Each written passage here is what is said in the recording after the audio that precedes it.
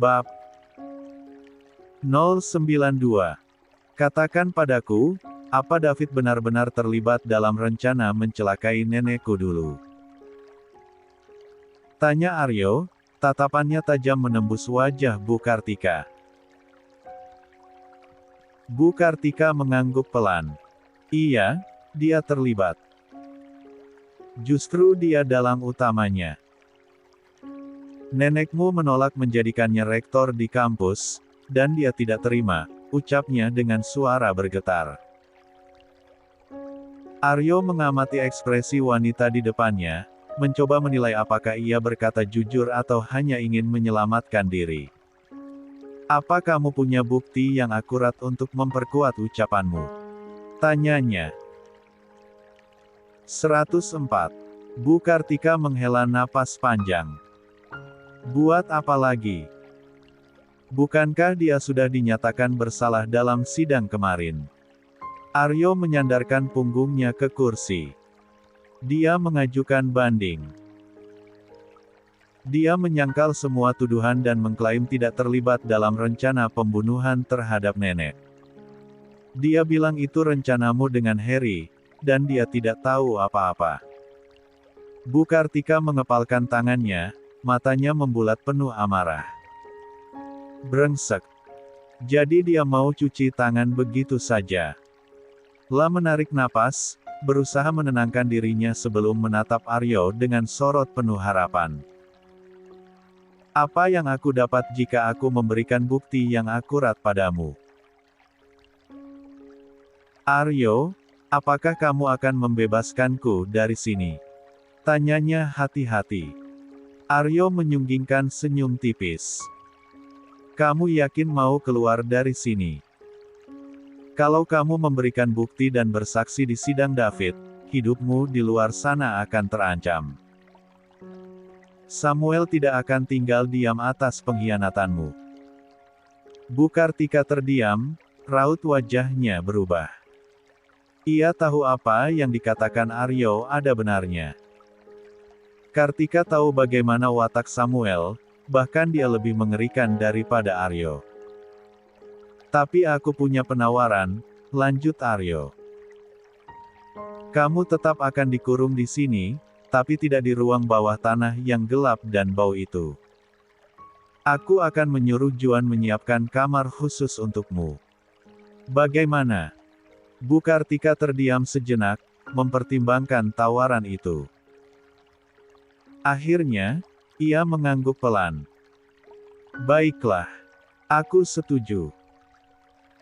Aku akan memberikan kesaksian dan bukti yang akurat untuk memberatkan hukuman David. Paling tidak, ia tidak akan lagi mendekam di ruang bawah tanah yang pengap dan menjijikkan. Itu lebih baik daripada mendekam di penjara bawah tanah yang gelap dan bau itu. Bukti apa yang kamu miliki? Tanya Aryo dengan suara dingin, berusaha tetap tenang meskipun jantungnya berdetak lebih cepat. Bu Kartika menghela napas pelan, lalu menatap Aryo dengan ekspresi penuh arti. Aku punya rekaman pembicaraan, bukti transfer, dan sebuah senapan yang diberikan David padaku untuk melancarkan rencana menghabisi nenekmu, ucapnya tanpa ragu. Aryo terbelalak, langkahnya mundur selangkah karena terkejut. Senapan.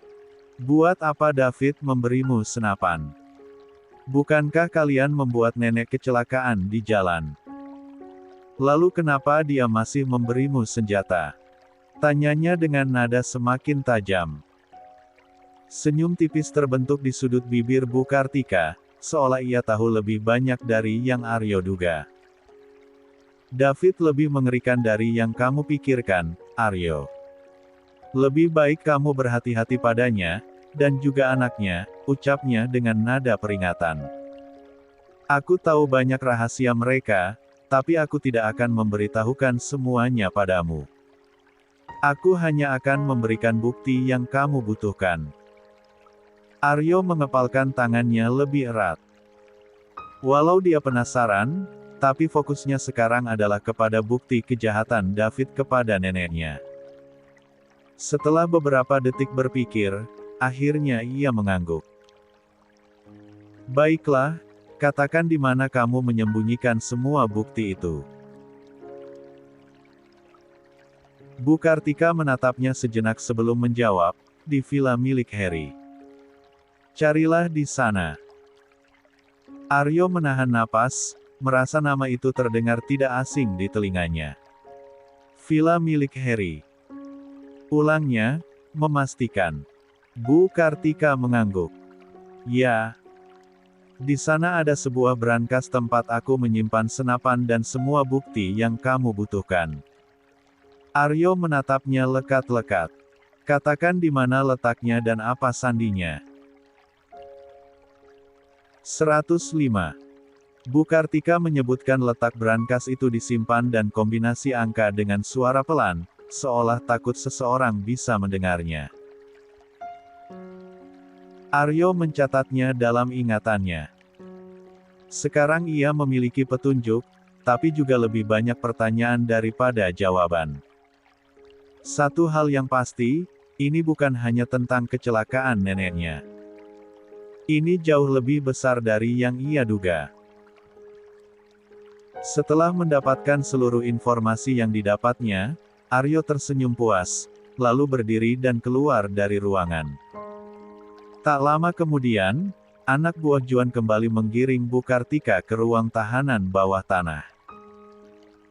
Meski kesepakatan telah dibuat, satu hal yang pasti pertarungan belum berakhir. Bagaimana? Apa dia mau bekerja sama denganmu? Tanya Juan, yang sedang duduk santai di sofa sambil memegang gelas minuman di tangannya. Aryo berjalan mendekat, mengambil botol di meja, lalu menuang minuman ke dalam gelas kosong di depannya sebelum ikut duduk. Ya, dia mau, jawabnya tenang. Tapi aku menjanjikan akan mengeluarkannya dari penjara bawah tanah. Juan mengangkat alis, menyesap minumannya. Lalu, kamu akan menempatkannya di mana? Siapkan saja satu kamar di sini untuknya. Anak buahmu bisa menguncinya di dalam kamar, ucap Aryo tanpa ragu. Juan mengangguk. Baiklah, aku akan urus itu. Tapi kau yakin dia tidak akan mencoba macam-macam dan mencoba kabur? Aryo menyandarkan tubuhnya ke sofa, mengaduk minumannya perlahan. Kalau dia berani mencoba kabur, maka dia yang akan rugi sendiri, katanya, sudut bibirnya melengkung membentuk senyum tipis yang sulit ditebak. Saat sore hari, Aryo pulang ke rumah. Suasana rumah terasa sepi, hanya terdengar suara jam dinding yang berdetak pelan. Ketika hendak menaiki tangga, ia berpapasan dengan perawat yang menjaga ibunya. Perawat itu membawa nampan berisi potongan buah segar. Bagaimana kabar ibu hari ini? Tanya Aryo, berhenti sejenak di depan perawat tersebut. Nyonya baik, Tuan. Dia baru saja selesai mandi, jawab perawat itu sambil tersenyum tipis, kemudian undur diri menuju kamar Bu Sekar. Namun, tak lama setelah itu, saat Aryo baru saja menginjak anak tangga pertama, terdengar teriakan panik dari perawat tersebut. Bu Sekar, di mana? Suara perawat itu menggema di lorong rumah. Aryo segera menghampiri perawat yang wajahnya pucat pasi. Ada apa, Sus? Tanyanya dengan nada waspada. Perawat itu tampak gelisah, tangannya bergetar. Bu Sekar tidak ada di kamarnya, Pak. Maaf, saya tadi lupa. 106. Tidak mengunci pintunya, ucapnya penuh penyesalan. Aryo merasakan jantungnya berdetak lebih cepat. Kalau begitu, segera ke pos Satpam.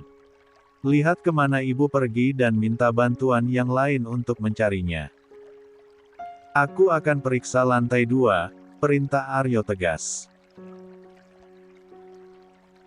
Iya, Tuan, jawab perawat itu sebelum berlari menuju ruang CCTV. Aryo bergegas menaiki tangga, pikirannya dipenuhi berbagai kemung Dewi buruk. Sampai di lantai atas, matanya menangkap pintu kamarnya yang terbuka sedikit. Dengan perasaan tak menentu, Aryo mendekati pintu tersebut. Ketakutannya terbukti. Di dalam kamar, Bu Sekar tampak berdiri sambil menggendong Saka. Tubuh Aryo menegang, napasnya tertahan. Bayangan Nasa lalu terlintas di benaknya, saat Bu Sekar seringkali tidak mampu mengendalikan emosinya. Aryo cepat-cepat mengedarkan pandangan, mencari keberadaan Dewi. Namun, suara gemericik air dari kamar mandi menandakan Dewi sedang mandi dan tidak menyadari apa yang terjadi di luar. Dengan hati-hati, Aryo mendekatkan diri, berusaha tidak mengejutkan ibunya dan membuatnya ketakutan. "Ibu," panggilnya lembut, penuh kehati-hatian. Bu Sekar menoleh perlahan, menatap Aryo dengan tatapan kosong yang sulit dibaca. Aryo hanya bisa berharap agar ibu kandungnya tidak melakukan hal yang tidak diinginkan pada Saka. Aryo berdiri tegang di ambang pintu, menatap Bu Sekar yang masih menggendong Saka. Bayi kecil itu terlelap dalam dekapan neneknya, wajahnya tenang, seolah tak terpengaruh ketegangan di ruangan itu. "Ibu, tolong letakkan Saka di tempat tidurnya," pinta Aryo, suaranya berusaha tenang meskipun di dalam dadanya, jantungnya berdegup kencang. Bu Sekar tidak menjawab. Perempuan itu hanya diam, menatapnya dengan tatapan yang sulit diartikan antara ragu, takut, dan sesuatu yang lain yang tak bisa ditebak oleh Aryo. Perlahan, Aryo melangkah mendekat. Gerakannya hati-hati, seakan takut gerakan yang salah akan membuat keadaan menjadi lebih buruk. "Ibu jangan takut, oke? Aku hanya ingin mengambil Saka," ujarnya, mencoba meyakinkan. Namun, meskipun bibirnya mengucapkan kata-kata itu, hatinya sendiri dipenuhi ketakutan yang entah datang dari mana. Tiba-tiba, suara pintu kamar mandi yang terbuka membuat Aryo menoleh.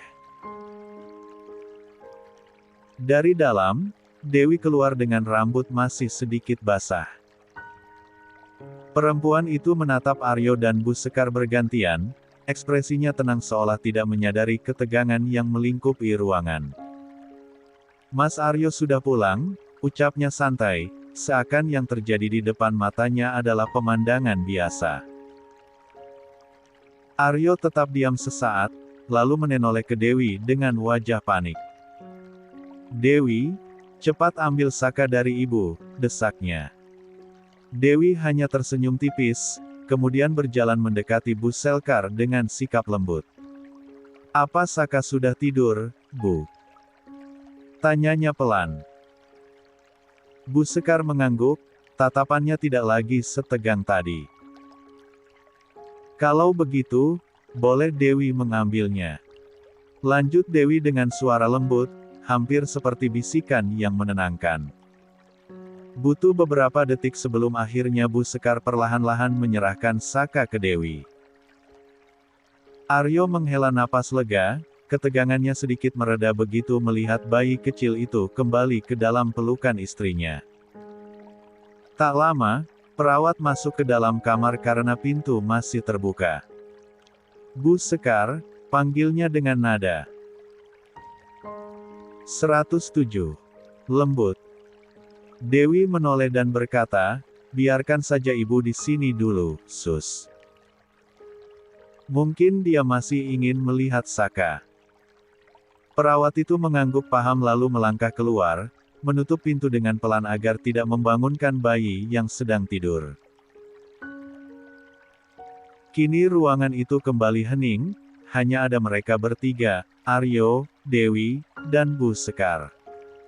Namun, ada sesuatu yang berubah dalam keheningan itu. Bu Sekar yang biasanya selalu menghindari tatapan Aryo kini justru menatapnya dalam-dalam. Tatapan itu berbeda. Ada sesuatu yang tidak pernah Aryo lihat sebelumnya di mata ibunya. Ibu. Aryo mencoba berbicara, namun suaranya tercekat ketika melihat mata Bu Sekar berkaca-kaca. Aryo mengira ibunya takut dengan keberadaannya. Namun saat akan melangkah keluar, tiba-tiba Bu Sekar membuka mulutnya dan berkata dengan suara bergetar, "Aryo. Anakku." Dunia Aryo seketika berhenti. Dia terpaku, matanya melebar karena terkejut.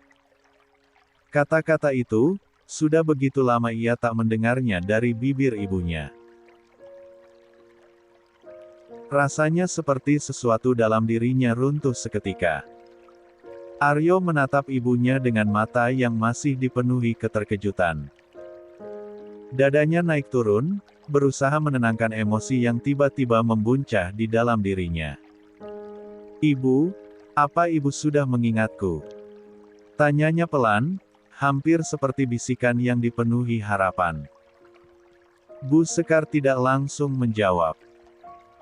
Air mata mulai menggenang di sudut matanya sebelum akhirnya jatuh membasahi pipinya.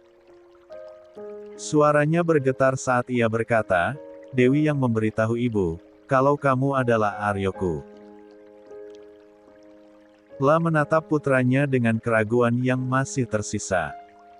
"Apa benar kamu Aryo, anakku?" Aryo mengangguk cepat, air mata mulai memenuhi matanya. "Iya, Bu. Aku Aryo, anak ibu," jawabnya dengan suara serak, penuh emosi yang tertahan selama ini. Tanpa ragu, Bu Sekar mendekat, langkahnya sedikit gemetar sebelum akhirnya merentangkan tangan dan merengkuh Aryo dalam pelukannya. Tubuhnya bergetar, isak tangisnya pecah saat wajahnya bersandar di dada putranya. "Aryo. Anakku," isaknya, memeluknya erat seolah tak ingin melepaskan lagi. Aryo pun tak kuasa menahan air matanya. Bahunya bergetar saat ia membalas pelukan ibunya, merasakan kehangatan yang sudah begitu lama ia rindukan. "Ibu, akhirnya ibu mau menerimaku," bisiknya, suaranya penuh kebahagiaan dan kelegaan. Di sebelah Aryo, Dewi menyaksikan pemandangan itu dengan mata berkaca-kaca. Hatinya ikut terharu melihat ibu dan anak yang akhirnya kembali menyatu setelah sekian lama terpisah oleh kejahatan yang dilakukan oleh Kartika dan Heri. Tanpa sadar, air mata jatuh di pipinya, namun kali ini adalah air mata kebahagiaan. Ruangan itu dipenuhi isak tangis penuh haru. Untuk pertama kalinya setelah sekian lama, kehangatan sebuah keluarga kembali terasa di antara mereka. Komentar, 93. 108. 96. Ruang sidang siang ini dipenuhi ketegangan. Sidang banding yang diajukan pihak David hari ini dimulai. Samuel, putra David, berdiri di samping pengacara mereka, tampak penuh keyadewi. Ia bersikeras bahwa ayahnya tidak terlibat dalam rencana kecelakaan yang menimpa Nenek Lasmi. Di sisi lain, Aryo dan tim hukumnya telah menyiapkan bukti yang kuat. Mereka yakin bahwa David bukan hanya sekadar mengetahui rencana itu, tetapi juga bagian dari dalangnya. Bukti utama dari pihak David hari ini adalah kesaksian seorang sopir truk orang yang mengemudikan kendaraan yang hampir merenggut nyawa Nenek Lasmi. Saat hakim memasuki ruangan, semua orang berdiri. Setelah palu diketuk, persidangan dimulai. "Saudara saksi," ujar hakim dengan suara tenang namun tegas. Tolong jelaskan kepada pengadilan siapa yang menyuruh Anda untuk melakukan aksi tabrak lari tersebut. Sopir truk yang sudah berusia sekitar 40 tahunan itu tampak gugup. La menarik napas sebelum menjawab, Bu Kartika, Pak Hakim. Beliau yang menyuruh saya menabrak mobil milik Bu Lasmi. Hakim lalu mengangguk, lalu bertanya, apakah Anda mengenal Bapak David? Apa benar Pak David juga terlibat dalam rencana ini? Saya tidak kenal dan tidak pernah bertemu langsung dengan Pak David. Yang menghubungi saya waktu itu adalah Bu Kartika. Tapi Bu Kartika pernah bilang kalau Pak David juga komplotannya, jawab sopir truk itu.